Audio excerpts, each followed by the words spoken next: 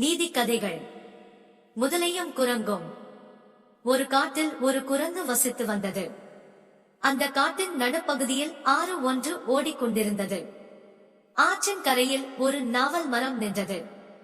அதில் இருந்த நாவல் பழங்களை தின்று குரங்கு உயிர் வாழ்ந்து வந்தது. அக்காட்டின் ஒரு பகுதியில் பெரிய ஆறு ஒன்று ஓடியது. அந்த ஆற்றில் எப்போதுமே நீர் பெருக்கெடுத்து ஓடும். ஆற்றிற்கு மறுபக்கத்தில் இருக்கும் காடு மிகவும் செழிப்பாக காணப்பட்டதால் அங்கு போய் பார்க்க வேண்டும் என்று குரங்கிற்கு ஆசை ஏற்பட்டது. ஆனால் குரங்கிற்கு அந்த ஆற்றை கடந்து போக பயமாக இருந்தது.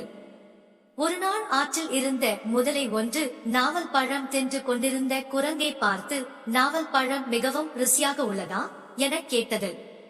குரங்கும், முதலையாரே, உமக்கும் சில நாவல் பழம் பறித்து தருகிறேன், சாப்பிட்டு பாருங்கள் என்று நாவல் பழங்கள் சிலவற்றை பறித்து ஆற்றில் வாயை பிளந்து கொண்டிருந்த முதலையின் வாயில் போட்டது.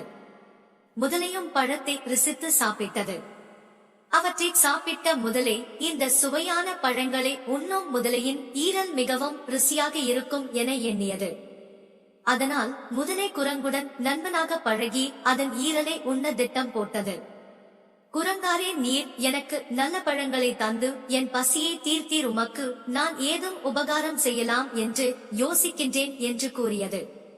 அத்துடன் ஆற்றின் மற்ற கரையில் நல்ல பழ மரங்கள் பழுத்து தூங்குகின்றன.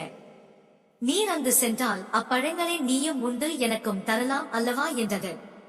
அதற்கு குரங்கு, எனக்கும் அக்காட்டை பார்க்க வேண்டும் என்று பல நாளாக ஆசை இருக்கு, ஆனால் எனக்கு இந்த ஆற்றை கடந்து போகத்தான் பயமாக இருக்கிறது என்றது. அதனை கேட்ட முதலை, நான் இருக்கும்போது நீ ஏன் பயப்பட வேண்டும்? இப்பவே எனது முதுகில் ஏறி இரு, நான் உன்னை அக்கரையில் சேர்த்து விடுகின்றேன் என்றது. வஞ்ச எண்ணம் கொண்ட முதலையின் அன்பு வார்த்தையை நம்பிய குரங்கும் முதலையின் முதுகின் மீது தாவி ஏறி உட்கார்ந்தது. தனது ஆசையை நிறைவேற்ற இதுதான் தருணம் என்று எண்ணிய முதலை குரங்கை நடு ஆற்றுக்கு கொண்டு சென்று அங்கே குரங்கின் ஈரலை சாப்பிட இருக்கும் தனது ஆசையை குரங்கிற்கு சொன்னது. அப்போது குரங்கு பதட்டமடையாது.